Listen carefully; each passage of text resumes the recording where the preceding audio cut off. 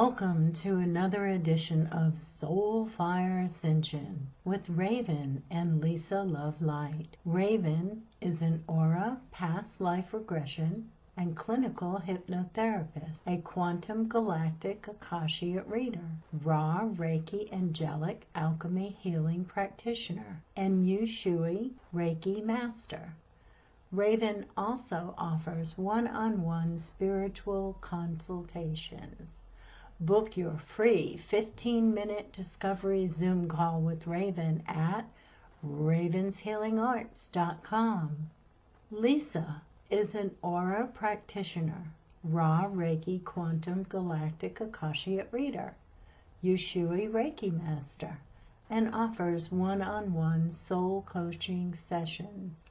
For questions or booking sessions, you can message her at sacredheartquantumhealing.com or at myabundanceflows247@aol.com. You can watch Soulfire Ascension on YouTube and Rumble. You can also listen to Soulfire Ascension on Spotify. Please do like, share, and subscribe, and we hope you enjoy the show.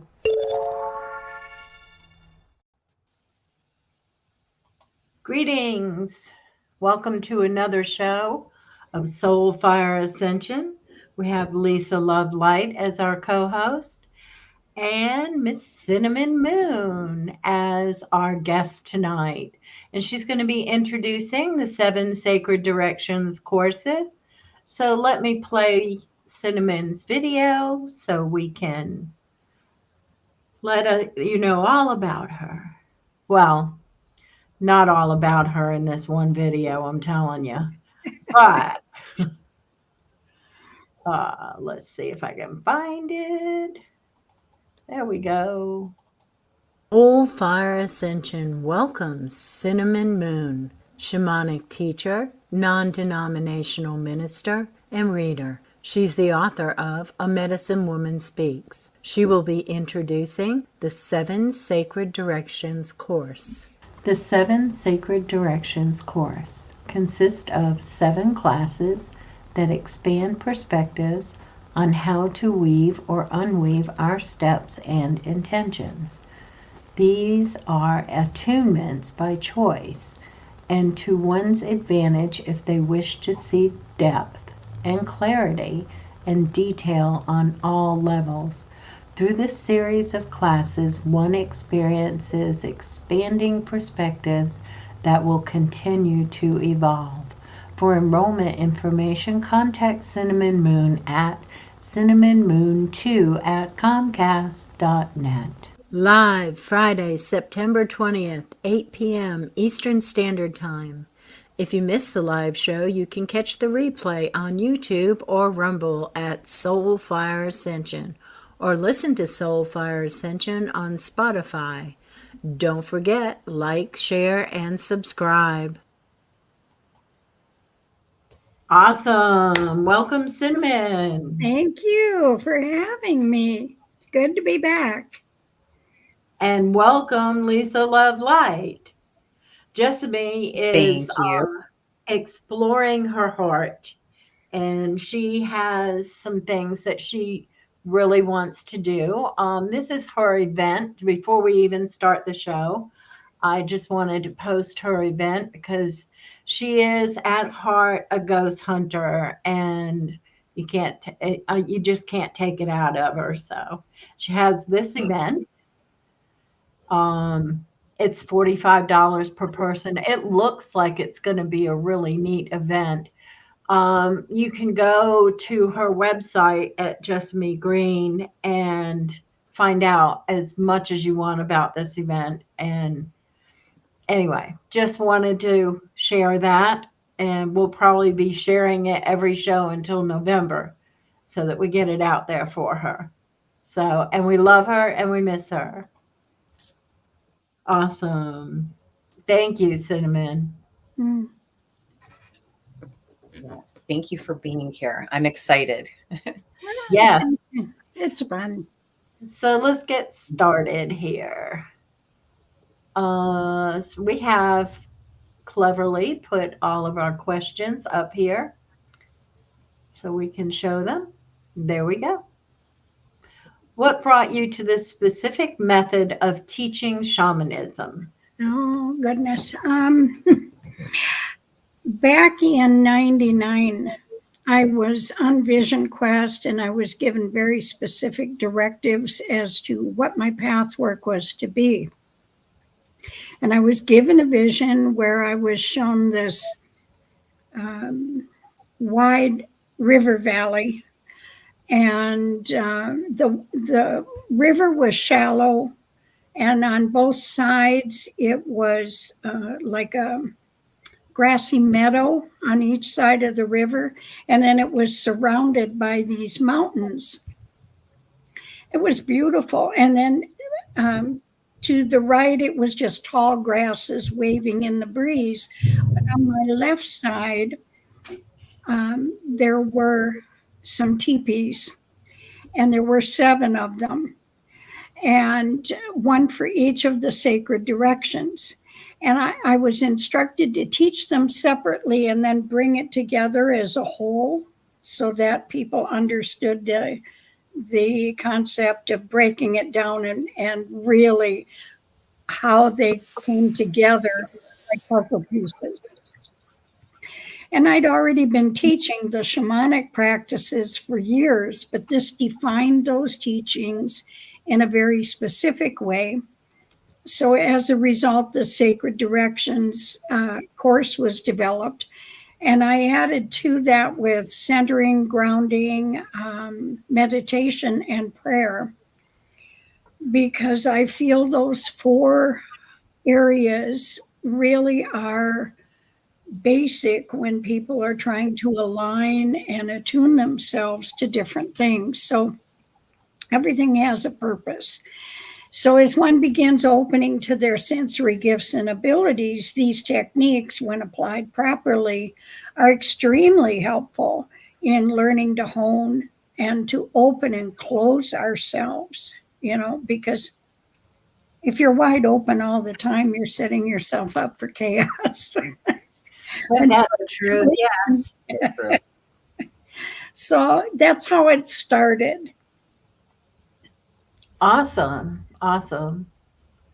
And so I'm sorry, I'm trying to go back and forth here. There we go. Are your teachings very rigid? No. I'm a simple woman, and feel like when we begin to step into the magic, it helps to keep things simple.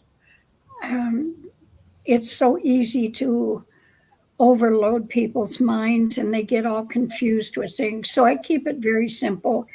Guides appear, totem animals come forth, the elemental forces come into play.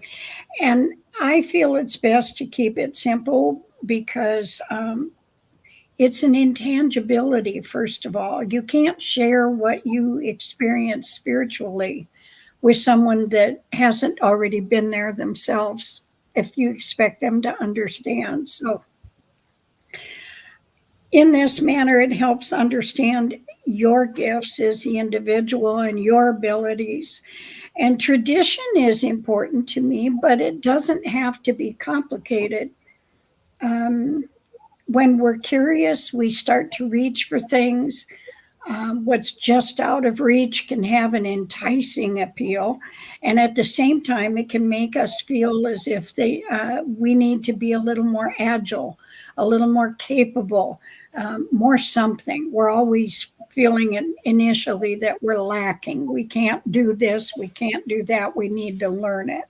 Mm-hmm. So something that would let them reach a little further, a little better, a little higher, a bit more competently seems, to me, it just makes sense to keep it simple and let them do that. So spiritually, or spirituality, I should say, is like that at first. It's a big unknown filled with curious aspects.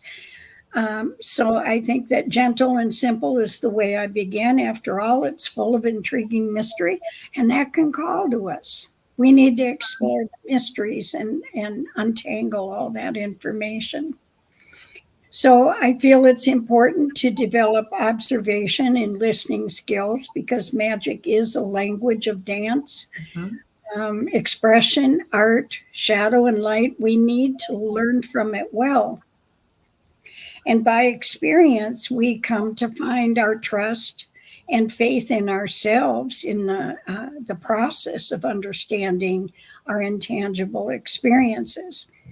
So while some traditions insist on very rigid practices, I think everyone should develop their own style by getting their foundations firmly in place in a simple fashion, whatever speaks to you, whatever tradition calls out to you and feels natural. That's the one you should follow, not because somebody's pushing you in a direction. So once that's achieved, they learn to work in a manner that resonates for them. And I do feel that those foundations, once we find a tradition that we can resonate with, need to be structured in a manner that allows the individual to grow in as fluid a process as possible. So there's some basic structure, but I don't feel I would put the term rigid to anything because it's flexible. And I'm just real strong on people developing their own style and working in a way that's comfortable for them. That's how I learned. I started out with guidance teaching me, so I was 5. They That's came how I early. that's how I learned too, with guidance teaching me. And I agree with you in keeping things simple. I mean, it started when I was a child, and I remember how things came to me. And then, by the way, Cinnamon Moon is my blood sister and my soul sister. I have learned so many things from her, from the years and years that we have been together. And I remember you telling me, this will come to you and that will come to you, and that is the way it works. It comes to you, so you can't be rigid about any of it, because if you're rigid, then you're going to be blocking something. Not only that, I think a rigid teacher is looking for followers. I want you to sit at my feet and worship me because I'm all wise and wonderful. Right. That's not me. That's No. not me. I don't want that kind of spotlight ever. I want to help people blossom and become who they're supposed to be, not who I want to mold them into. So the rigidity can be somewhere else. It's not my game. Awesome. I agree. Totally agree. Lisa, you want to chime in, or? Yeah. Well, I'm just thinking about this and how Cinnamon invites the individual to be unique in their own way and allow them to just be in their flow with the divine. And That's perfectly said. Yeah. Awesome. Thanks. no, thank you. So, what is the benefit of the foundations that you teach? I think that we benefit when we adjust the foundational understandings with the way our gifts and sensory abilities function. So, this brings about a powerful alignment and it allows the individual to walk a path of their own choosing. I'm all for free will and comfortable spiritual practices. There's enough testing along the way. Um, I don't mean to laugh, but I've been caught up in it so many times myself that we're constantly being tested to grow and evolve with our gifts and abilities. So, for example, if someone's drawn to the more structured path of ritual and ceremony, that's fine. There's certainly purpose behind that, and I do teach that with my private students. I don't teach that online simply because I need to know that the person I'm working with holds the right intent, and it's easy to see how power can corrupt. I've seen it time and time again. You just look at political and corporate structures for that, and you can see it. But spiritually, an egocentric personality can easily become corrupt, abusing this knowledge and the power it affords them. Yeah. So, for that reason, I choose to know the person I pass it to very well, enough to recognize if they can hold it properly, humbly, and respectfully, is because these are sacred truths, you know? Yeah, and power changes people. It It really does. does. It does. It does. Not everybody. I mean, some people, when they come into their path work, are very, they're humble people. They're powerful, but they don't brag about it. They're not saying, "Oh, I'm better than you," and all that kind of stuff. It's not a show off No, situation. I've seen people like that though, Yeah. in the different traditions Yeah. that Yeah. I have been in. And that's the one reason that I have gotten out of some of the things that I have been into, because I don't like dealing with egos. And as we discussed, you and I, Cinnamon, we discussed the other couple of days ago how I was really working very hard to stay out of my ego in my work. Mm-hmm. And it is a difficult thing to do. I think it can be, especially if you're an emotional person, Mm-hmm. because then you're knee jerking with everything, you know. Mm-hmm. But I know early on I was working with a woman, and we started out as friends, you know, so I didn't think anything of it. But then she started saying things like, "I'm going to take you with me," and I thought, "Where are you going to take me?" You know, really, I don't need to walk your path. I'm walking my own. So I'm not one to go into that kind of Mm-hmm. an attitude. I don't need a spotlight. I don't need to be charging $1,200 an hour for a session, or it just doesn't. That's not what I'm about. Right. You Right. know, everybody has their own dance to dance, but I don't have room for it in my life. I just wish them well and walk my way. Right. Mhm. Yeah. Well, going back to what you said in regards to power, even though we see that in movies, it rings very true. With great power comes great responsibility. It is. Absolutely. Very good point. And And I think if you're a conscientious person, that's not going to be an issue for you. indeed, You know, I just a little example. I used to fall in with girlfriends when we go out for lunch or dinner, and they'd start talking about somebody that just walked into the room, and look at the way she's dressed, as an example. Or look at that makeup, or whatever, that hairstyle, whatever they were being critical. And it's petty judgments about somebody you know nothing about. And I would fall in with them because I'm an empath. And I would go, it's so easy to slide into that. Mm-hmm. And then I'd catch myself and I go, what are you doing this for? You know, why? So I intentionally, when I saw it happening, I started saying things like, maybe that's all she can afford, or you know, maybe she doesn't have anybody to show her how to do it any better, or whatever, you know, or maybe it's this, maybe it's that. But I would, you know, maybe she needs some friends, maybe we should invite her to sit down with us, that kind of an attitude, and change the topic, change the focus a little bit. And so those petty judgments aren't there like they used to be. You know, I got rid of them real quick. Right. You know, I mean, ego is like that, though. You want to feel superior, you want to feel stronger, more powerful. And, it's not about that. Well, actually, I think the more power you have, the less you use it.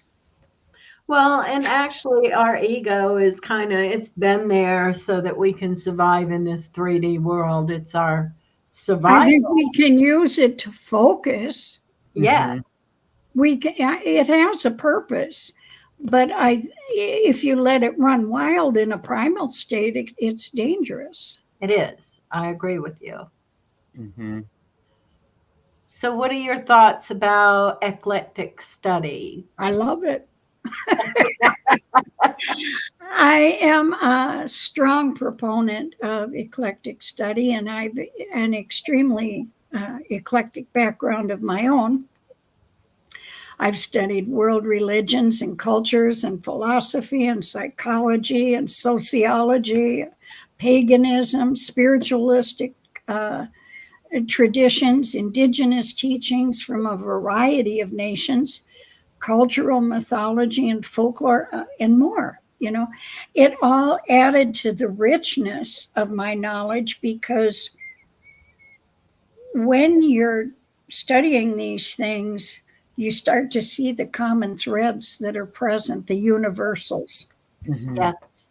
And I found the eclectic experience in life teaches us how to bring those bits and pieces together within our foundational understandings and expand and grow in ways that we maybe wouldn't have thought of otherwise. So they enhance.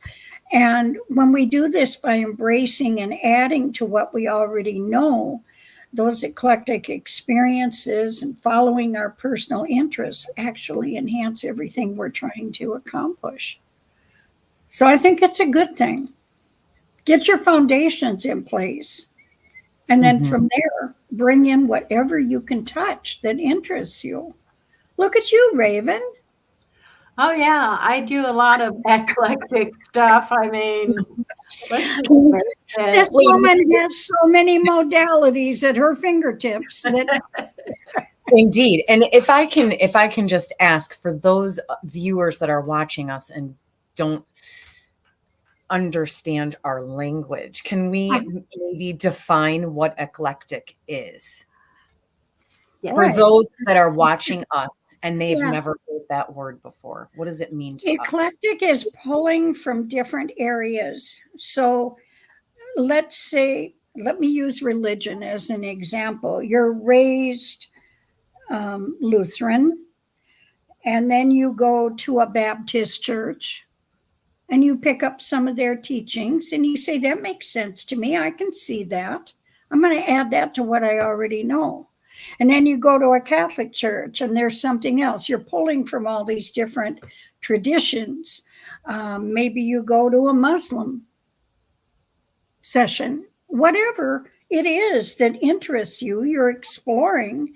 And if something there enlightens you or allows you to expand on something you already know, that's eclectic. You're collecting and bringing it together.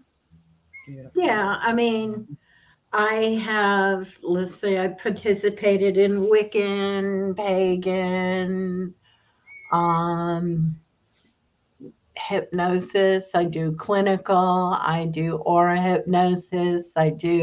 Doing a new past life regression. See? I have so many, and I bring all of that with me. Like I learn some things, say from the aura sessions.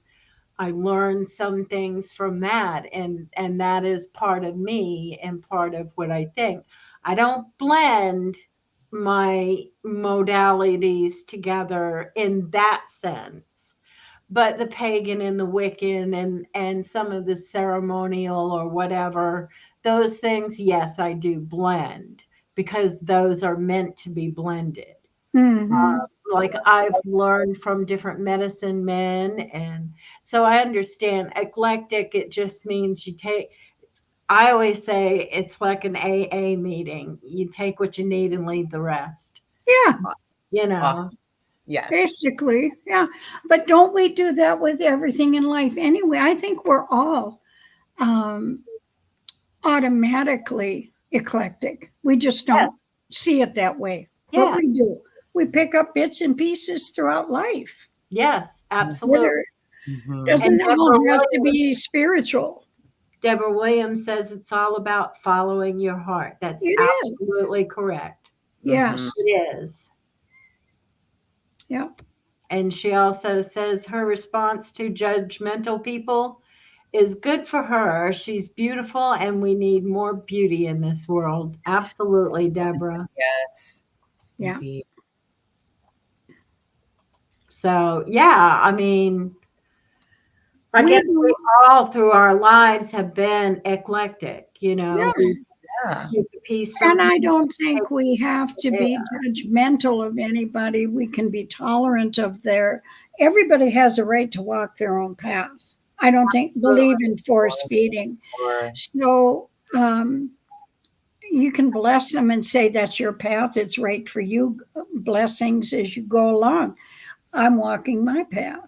And you Yeah. go your own way. You don't have to grab them by the scuff of the collar and force feed. It just No. doesn't make sense.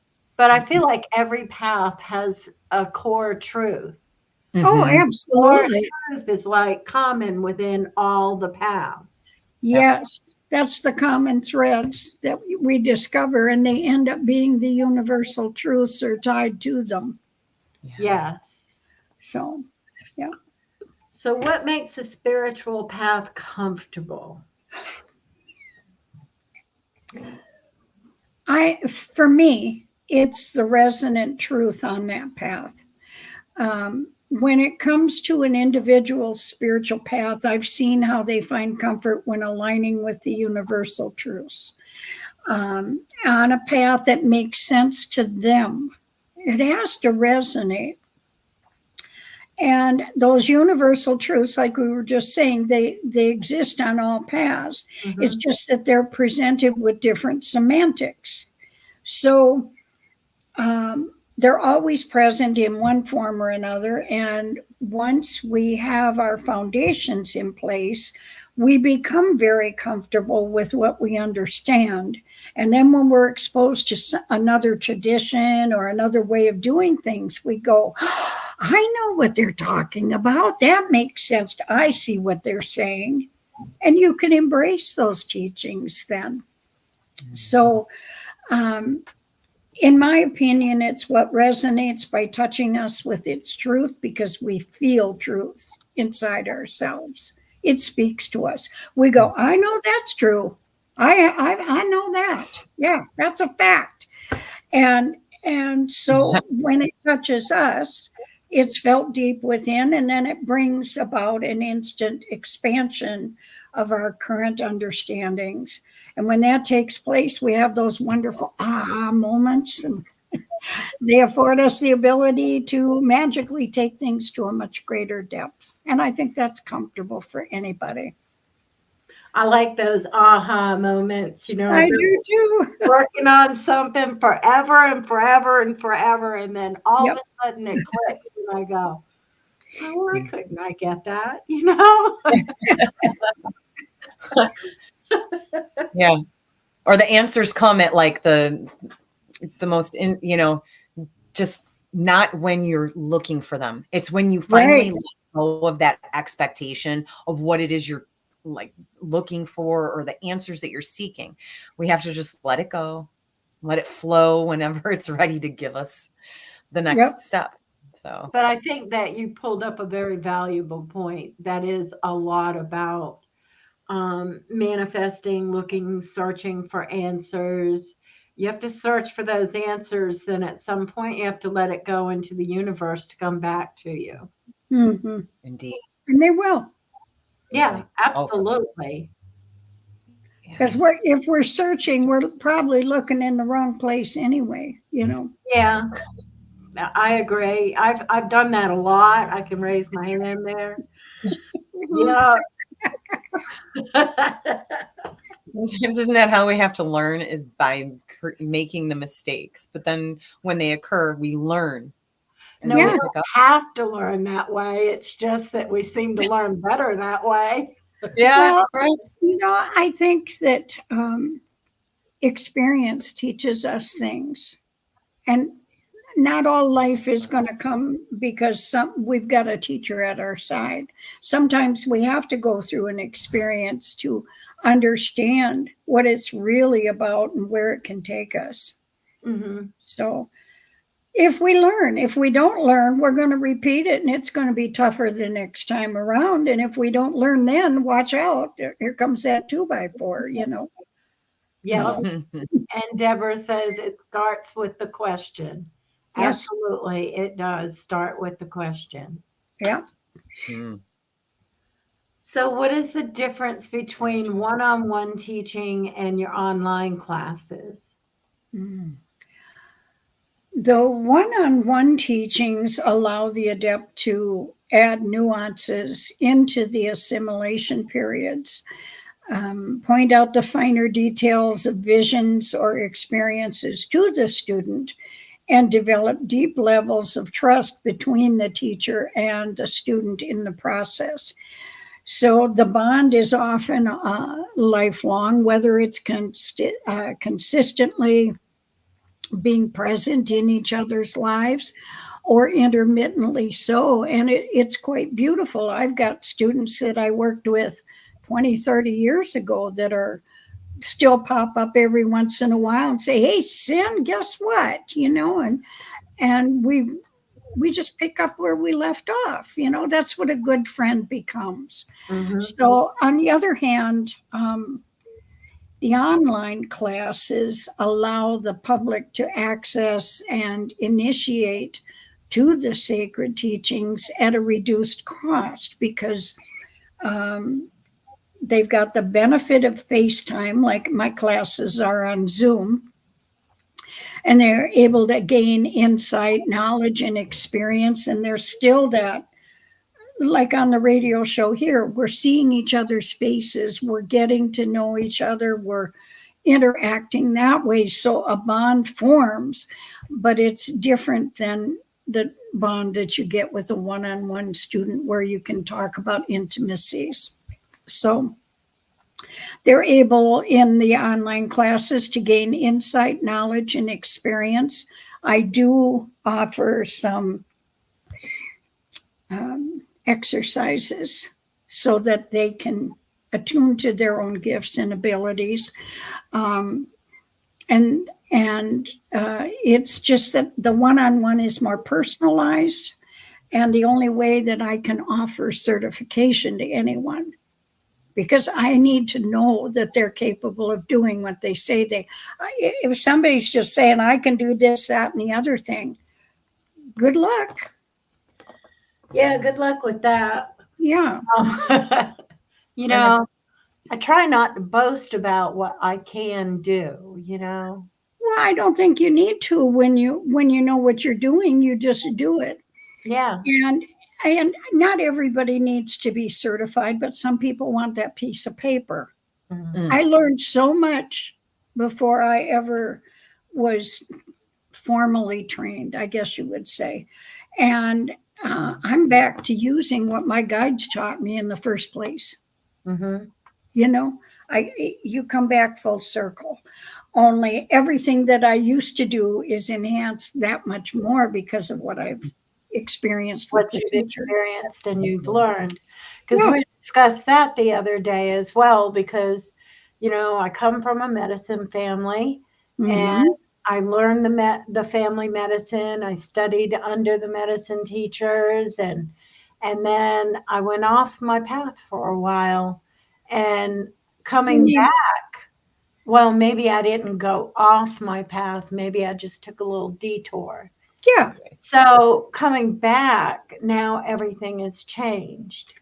Well, I think that happens for a lot of people, though. Most of us take those side trips once in a while. Life gets, we're not living fully focused on a spiritual reality. We're living a physical reality too, and the mundane can take you by the scuff of the neck and say, "Look here, you got to deal with this."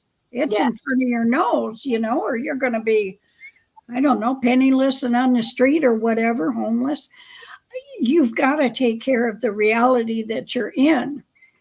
So I think we all take a side trip, but when you come back with determination and focus and intent. And things have And changed. it grows.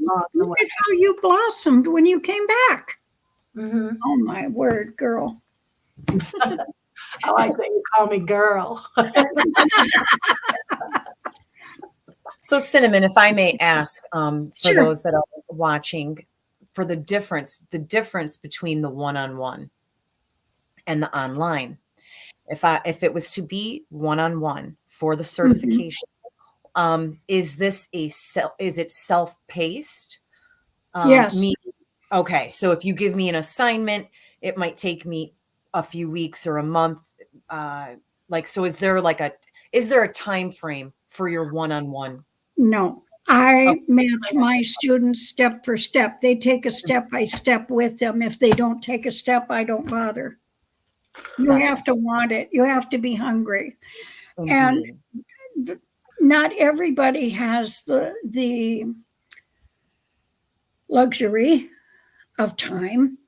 Mm-hmm. Many are moms or dads, because I teach men too.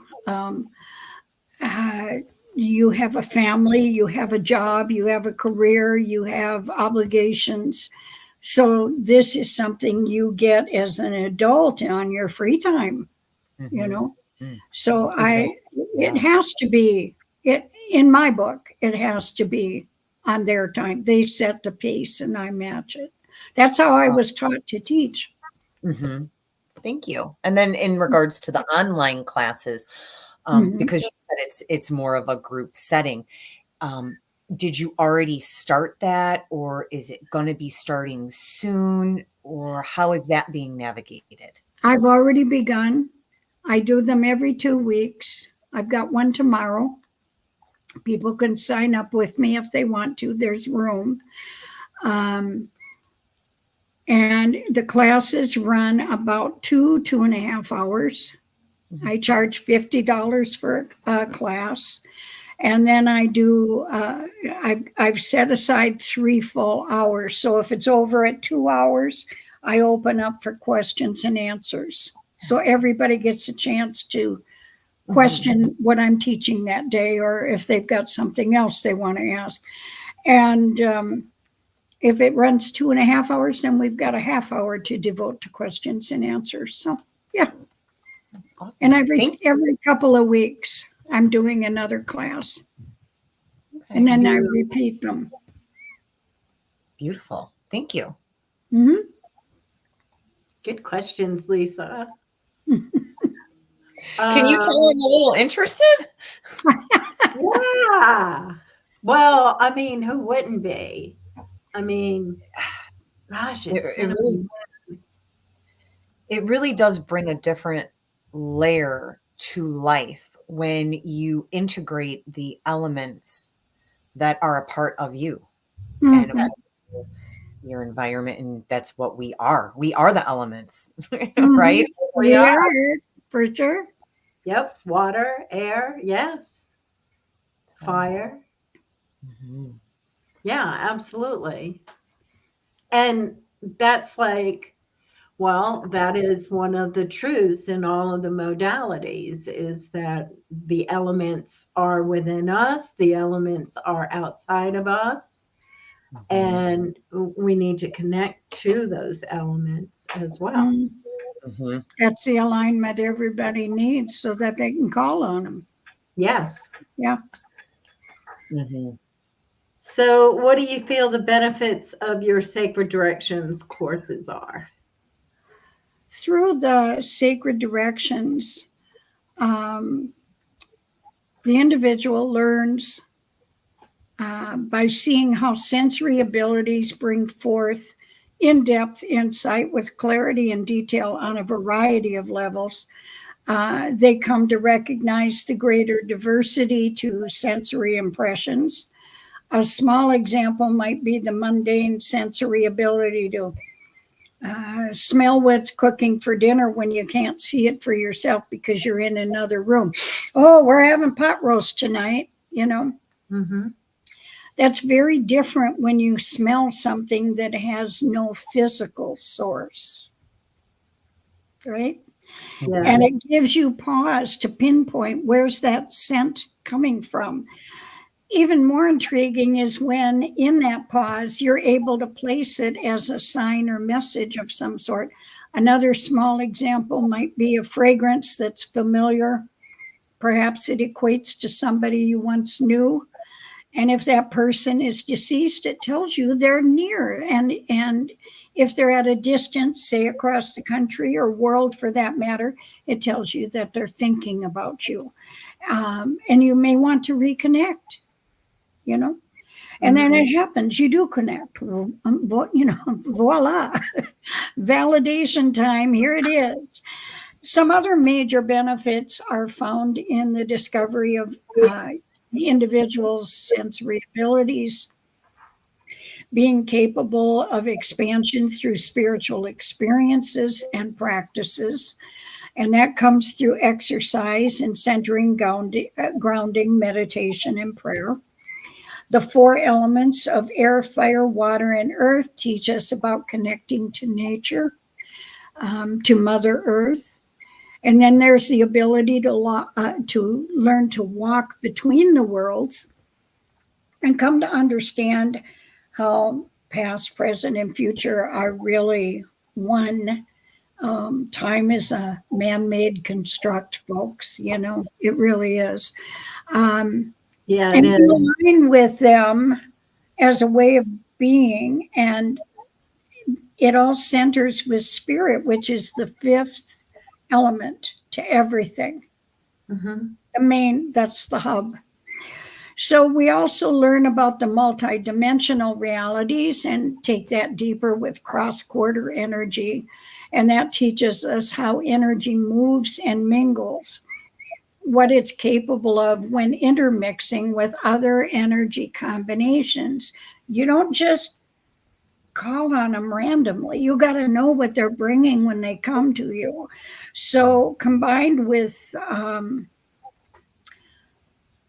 when different energies combine, we experience the patterns of the gyroscopic, kaleidoscopic, telescopic insight and understanding that the sacred directions teach as a whole when they blend together.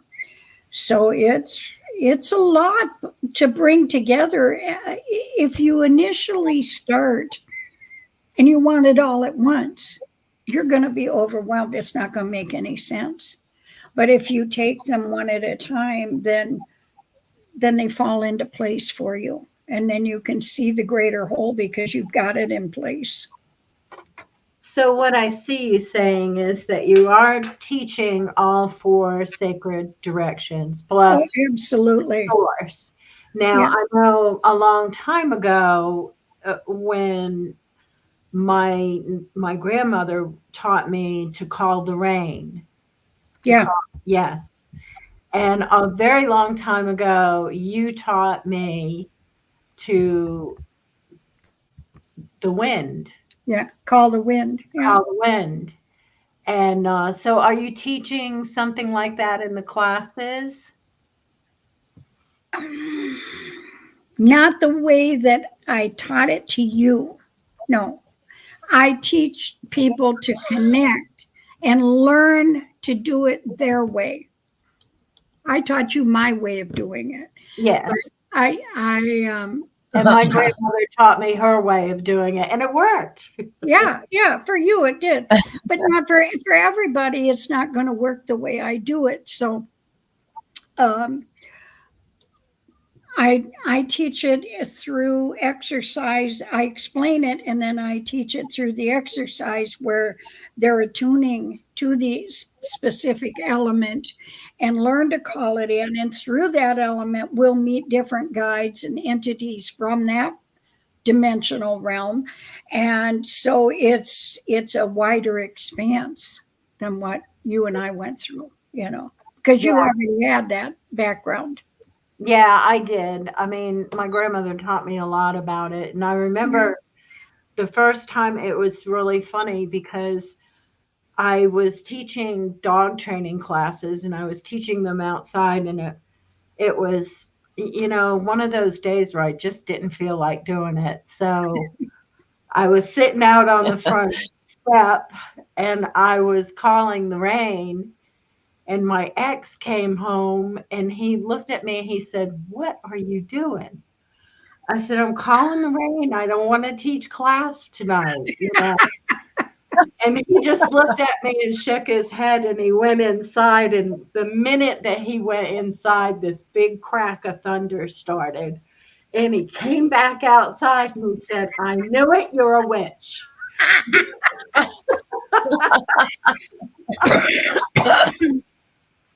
That was so funny. I was teaching my nephew when he was little to call the wind. And I started out real light, And so he got the leaves on a tree moving. And he goes, "Oh, okay." And then he went a little harder, and I just let him go for a while, and he was calling it, and it would come, and it would bend the boughs a little bit, and he goes, "Okay," and he starts winding up, and I slapped my hand over his mouth. I said, "That's enough." That's enough. You're going to call a tornado on us or something. We don't need it. Well, he has a lot of power at his age. Yeah. That at children at that age, they're so young and they haven't been tainted by what they're told they cannot do. And so they end up doing the most amazing things. They do. And they don't believe that there's any can'ts, No, no.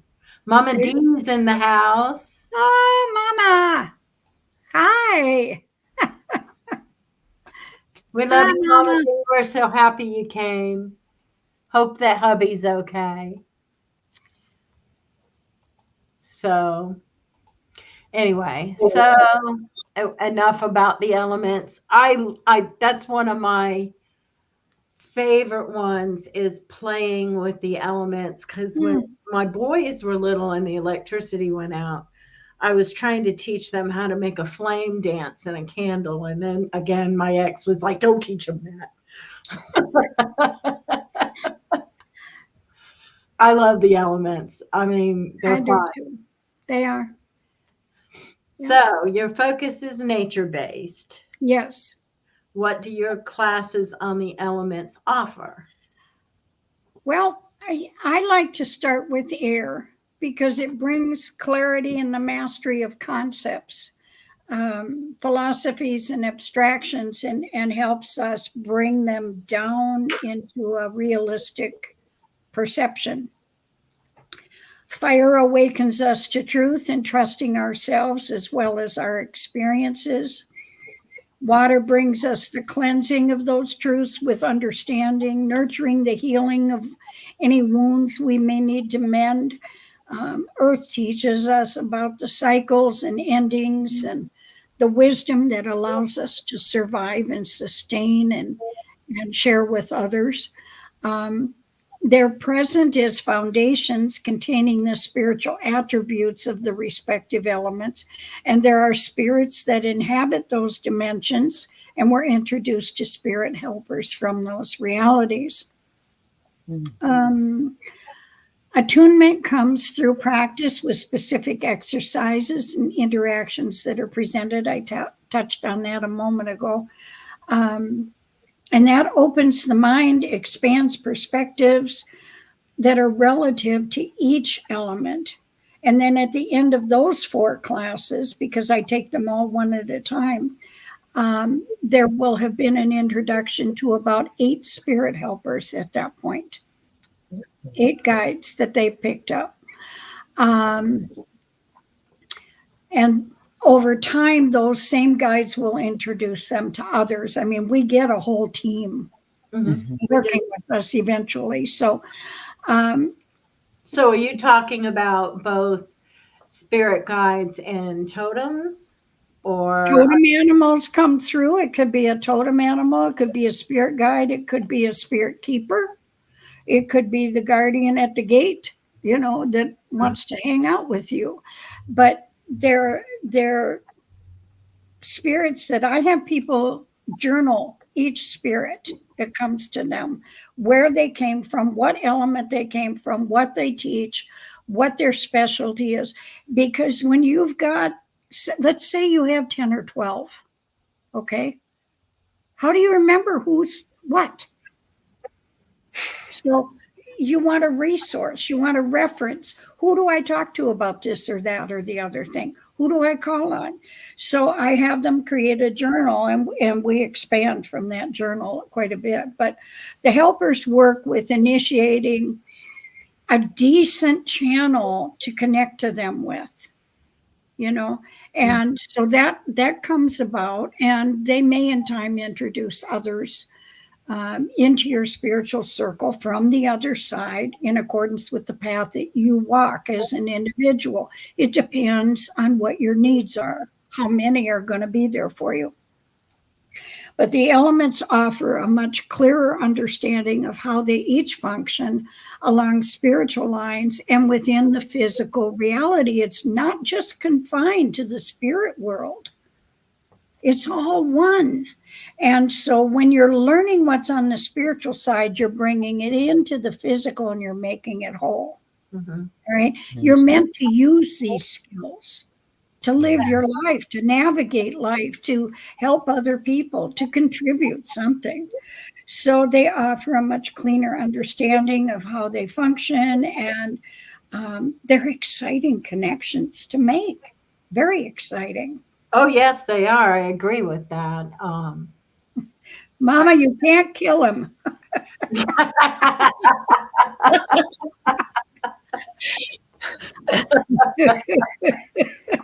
Much as you might want to. Right. Let's call the wind in and have them get blown over for a moment. There you go.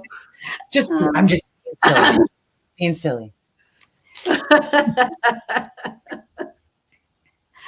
Love. And she says, Lovingly. Lovingly. Well, I guess we should put up this comment. Yes, he's still alive until I kill him. That's where my comment came from. Yes. For those who are just listening to our show, because we're on Spotify, so they can't read the comments or anything. Oh, you're right. So she says, he's full of hot air and he will blow over easy. Perfect. Oh, you're so funny, Mama D. We love you. So, what are the three worlds? Oh, the three worlds are covered in the class that I teach, Walking Between the Worlds. They're the above world or sky nation, the below world of our ancestors, and the middle world of the present reality. Essentially coming to understand that the past, present, and future are one in spiritual terms. And if you take the three worlds and you align them vertically, the above, middle, and below, they're the axle that the elemental forces and the seasons of the year and the stages of life all revolve around. That wheel is spinning, and this is the axle it's spinning on, but it's a vertical axle.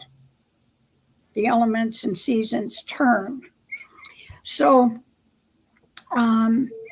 that class presents the means to place your conscious awareness with intent.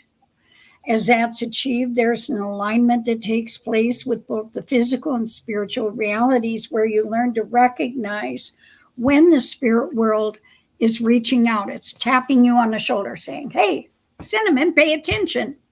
No, I don't want to. Well, I'm going to tap you harder then, you know. I mean, it lets you be aware of that connection when it comes through. Yeah, mine have big rocks. Well, I have a spiritual 2x4 that they like to Yeah. whack me behind the back of the head with. Yeah, I call it Charmer.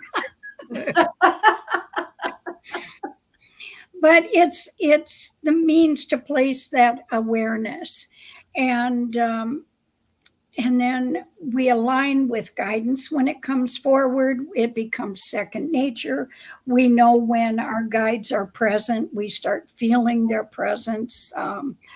And of course, you hold the understanding of how to go about tuning those connections on and off too.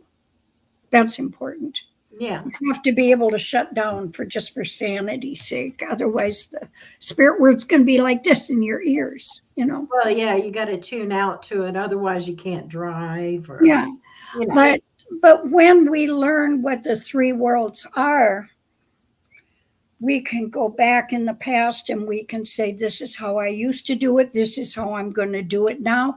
And maybe I'll grow into it a little further in the future, you know. But you're taking the lesson. It takes you back to see where the lesson was presented and recognize it and bring it forward. The below world is also where the ancestors come forward and teach us the old ways again. They bring them back to us, through us, to bring out into the world again. What's hidden or perceived as lost comes forward. And then the Sky Nation, that's our angels, it's our ascended masters, it's those who have either never walked as a human being before, never had to take physical form, or maybe they have, and they're from the White Brotherhood or something. It can be any of those ascended souls. So, and then how to be connected while we're here. So we understand the axis, then we understand the circle that goes around it with all the other elements, and the whole that it encompasses becomes cognizant then. Mm-hmm. It's kind of like, well, I was taught a little bit different version, but the same thing. Walking the red road and the blue road at the same Yeah. time. Yes. Yeah. Basically, same thing. Yeah. So, why do you feel? Huh, there we go. Oh, I needed to save that one. Sorry. Sorry. Why do you feel that the cross quarter energy is so important to understand? Oh, first of all, it's a topic that I have not seen it in print. I don't, it's more the oral teachings that bring that knowledge forward. Cross quarter energy represents the all too often missing aspects of the alchemical mixtures of the elements. They're rarely found outside the oral teachings and seem to be neglected by a lot of teachers. I don't know many people that go into this topic, but I feel it's very important because they're vital insights that allow one to understand what the elemental forces are truly capable of, how that energy is alive and sentient and active, as well as when those matters come into play. So the class explores how different energy combinations present transition points, those border time crossings, if you will, and the energy mixtures that open doors to new levels of sensory perception and what the various combinations do in altering the nature of things. All that's explored as shifts on a variety of levels. I use it as a culmination class. It's the last class in my series. And it's like, do you want to bake bread? Do you want to bake a cake? Do you want to make a stew? What do you want to put together? What happens when you call on the element of air and mix it with the element of water? What happens when you mix fire and earth?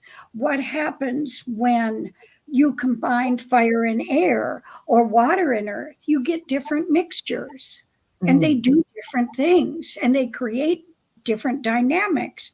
And the intensity or the measurement of each element that you put into the mixture, you might put more air than you would fire. But if you put air to fire, what happens? It fans it, doesn't it? Mhm. And it creates a wildfire, maybe. Yeah. You know what you're doing? So that's why I feel the cross quarter energy is vitally important to understand. Yeah, I can see where People that. are gonna, if you don't teach somebody how to mix these things or recognize when they are mixing in nature, they're going to put combinations together and think they know what they're doing, and it's going to explode. It's like a lab, Well, on the average, I think that people are putting these combinations together unknowingly. Well, Mhm. they do, and that's why I get very cautious with what's taught online these days because there's so much misinformation out there. People think they know what they're talking about, or they take it from this or that and throw it out there like it's gospel, and it's not. No. You got to be careful. Yeah, I totally agree with you. I do take a lot of classes online, but I'm very select about the You, classes that I take online. yeah, Um, you I'm have to. saying that I'm all knowledgeable, but I'm pretty discerning. Well, you Or have to be, yeah, don't you? yeah, I mean, we're all going to stub our toes once in a while, but Yes. if you do a little bit of research, maybe you can, like on my website, there's testimonials on that website of students that have practiced with me in the past, or clients that have gotten readings. I put those testimonials up because I want people to know what the results can be like for them, you know. And I think it's important to give some sort of background, hmm, or know who you're studying with. There's got to be some kind of resonance, but you don't want to be taken in by somebody's charm or their charisma. And I'm a guru, follow me. I mean, that's, oh gosh, help me. right. Yeah, I get it. I'm putting up, there we go. It Mm, Spirit Lodge, itgo.com is the website that we're talking about. hmm. And you can reach Cinnamon at cinnamonmooncomcast.com. Cinnamon Moon too. Cinnamon Moon 2 at Yeah. comcast.com. I've said that enough. I should get it by now, but hell, And if somebody wants to sign up, there is room tomorrow. You can contact me at that email and I'll let you know how to go about it. absolutely. Class starts at 2 o'clock Central Time. And I am purely, I know that Cinnamon teaches very, very well, and she's very patient as Mm. far as people getting things. So you'll have to go up there and check out Spirit Lodge. I go up there Mhm. from time to time because there are some totems that come across, new ones that I've come across, or They I'm can be receiving a messengers message too. from something. Yeah, Yeah, I'm yeah. receiving a message and I'm like, hey, I'm not familiar with that animal. It's not one of my totems. So I will go up there, and there's a lot of information up there. I mean, I could actually spend hours browsing that library. You go through a rabbit hole, I swear. The library has over 1,100 topical articles in it. Wow. So it's That's vast. extensive. That's extensive. Because the lodge started out as a forum website, and we created the library through members asking questions, and we'd put the most common topics, FAQs, into the library, and some of our discussions are in there, different people with different opinions, lots and lots and lots of years of experience answering those questions from different members at the time. And then social media came along, and the forums kind of died out, and everybody ended up over on Facebook. So I moved the lodge, and I had to move that library. It took us 3 years to get it moved. Wow. And get everything in place. Find a server that could take that many different sections. I mean, there's a lot there. And so, yeah, it's worth exploring. You can study independently. You can order seminars. You can do whatever you want. You can take classes. You can have sessions. You can get readings from us. You can do whatever you want. That's It's up right. to you. It's up to the individual. Yeah, you're an awesome reader as well. Been doing that a long time. Yeah, I know. I've had several through the years, and they're all very accurate and very, very well done. I appreciate it. Miss Latoya, we are happy to see you, darling. Voluvia. She says she's enjoying the conversations. Thank you so much for being here. So, and now let's see. What message would you like to leave our audience with? I'm getting the word resonant, so I'm going to go with that. Pay attention to what rings true for you and follow that. Listen to your heart, because that's where your inner spirit speaks to you, through the senses and through the heart. And if you do that, you're not going to go wrong. You're going to be right 99.9% of the time. And if you're wrong, you know how to jiggle it into place, because you go, oh, that's how it's done. Okay. You'll learn a lot that way. So resonance is important. Following what interests you and what feels comfortable and makes sense. Then go to those teachers. Learn. Don't sit back and be a bystander. Get into it. Yes. I love that. I do too. Get into it. Absolutely. Be involved. That's what we need. Yeah. We need more. We need more people. You're here for a purpose. Right. To wake up and realize we all have a mission. Are we listening? Do. We're here to help the ascension process develop. So Indeed. each in our own way, and there is no one right way. Not at all. I think if you look at the variety in life, just on the planet, you know that Creator created variety for a reason. It's there, and it serves the greater whole. If we all did the same thing, everybody'd be lacking somewhere, Right? We can't all be a healer.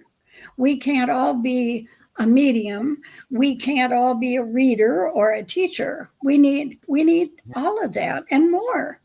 So whatever you're good at doing, do it. That's your gift. Use it. Yes. Awesome. I heard keepers of the garden. Ooh, there you go. I mean, I know that's a book. I know that's a book by Dolores Cannon, but that was just what was whispered to me. We need to start being the keepers of this garden.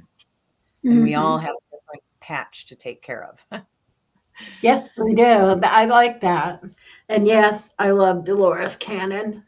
She inspired me in so many ways, and still does, even after her death. Yes. Indeed. Yeah. She brought a lot of light to the world, and a lot of wisdom. Well, I feel like she was a pioneer in just about everything that she did, they, the spirit world used her well. Yes. Mhm. And And she's she still, embraced it. She embraced it so beautifully yeah. and so matter of factly. I mean, if you catch any of her videos, and they're on YouTube, you can get them, or read any of her books, it's so sit across the kitchen table, have a cup of coffee. This is how it is. Mhm. I like that about her. Yes. Oh. So One of our guests, Miss Latoya, said, "So beautifully said." All of us are creating beauty here. I love it. This is definitely yes. a beautiful time that we She have also has had. another comment, but it's kind of long to put up. Oh, Oh, it's sorry not about that that. long. Love that, Lisa. Yes, keepers of the garden. Mother Earth is all of our garden, and the way we take care of Mother Earth is a reflection of how we are taking care of ourselves. Ooh, I got angel bomb. Oh, so true. Oh, thank you, sister. That Yes. is true. So we are Oh, going sorry. to end our show now. Oh well, it's like the time has just flown by because It has. we love you every time that you Yes. come on our show. We love you, and we know you're coming back too. Mhm. And Mama D's going to be here when you come back. Yes, Mama. It was such an honor to meet you and share space with you today, Oh, Miss thank Cinnamon. you, I look Lisa. forward to seeing you. I'm getting crown tingles. I Oh, personally good. I've been called to work a little deeper with the elements, so I do look Oh, forward to seeing you. Time is an illusion in my world, so yeah, it is. it'll be one of these Saturdays. One of these Saturdays, Okay. of course, I shall be seeing you. So thank you so All much. right. Well, thank you for having me, ladies. It's a pleasure every time. I enjoy it. And don't forget Cinnamon Moon 2 at Comcast.net and SpiritLodgeItGo.com.